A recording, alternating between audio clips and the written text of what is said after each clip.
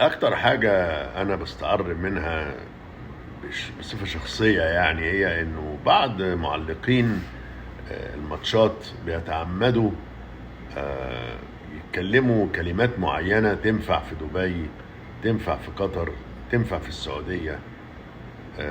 يعني مش من واقع اللهجة المصرية. لا في عيب في ده ولا عيب في ده.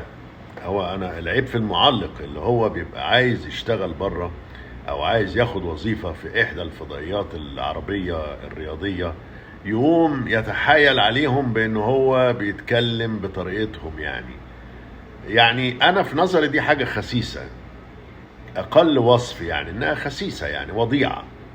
وما تحطها لناش احنا في وشنا او في ودنا. يعني احنا متعودين على سماع تيرمز معينة او مصطلحات معينة، ما تفرضش